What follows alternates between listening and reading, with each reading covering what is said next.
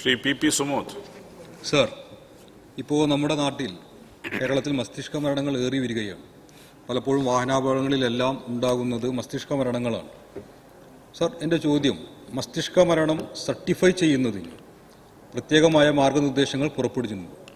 Yes minister.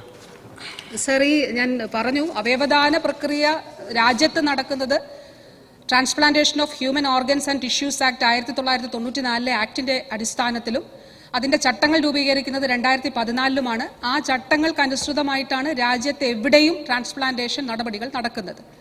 അതിൽ തന്നെ മസ്തിഷ്ക മരണവുമായി ബന്ധപ്പെട്ട് വളരെ പ്രധാനപ്പെട്ട ഒരു കാര്യമാണ്. അതിൽ ഈ ചട്ടങ്ങളിൽ തന്നെ സ്പെസിഫൈ ചെയ്തിട്ടുണ്ട് സർ, എങ്ങനെയാണ് മസ്തിഷ്ക മരണം സർട്ടിഫൈ ചെയ്യേണ്ടത് എന്നുള്ളത്. അതാണ് ഞാൻ നേരത്തെ പറഞ്ഞിരുന്നത്, ഞാനത് ആവർത്തിക്കുന്നില്ല.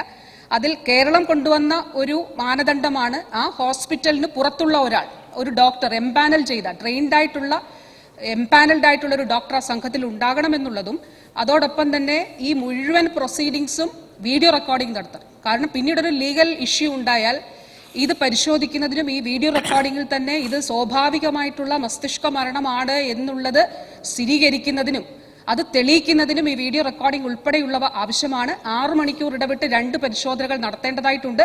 അതുകൂടാതെ തീർച്ചയായിട്ടും രോഗിയുടെ ആ പേഷ്യന്റിന്റെ ബന്ധുക്കളുടെ ഉൾപ്പെടെയുള്ള സമ്മതപത്രം അതും ഈ ചട്ടം അനുശാസിക്കുന്ന ഫോമിനകത്ത് തന്നെ, നിശ്ചിത ഫോമിനകത്ത് തന്നെ അവരെ കാര്യങ്ങൾ ബോധ്യപ്പെടുത്തി ആ ഫോമിനകത്ത് അവരുടെ കൺസെന്റും ആവശ്യമാണ്. പൂർണ്ണമായിട്ടും ചട്ടങ്ങളുടെ, രാജ്യത്ത് നിലനിൽക്കുന്ന നിയമത്തിന്റെയും ചട്ടങ്ങളുടെയും അടിസ്ഥാനത്തിലാണ് ഈ പ്രവർത്തനങ്ങൾ നടത്തുന്നത്.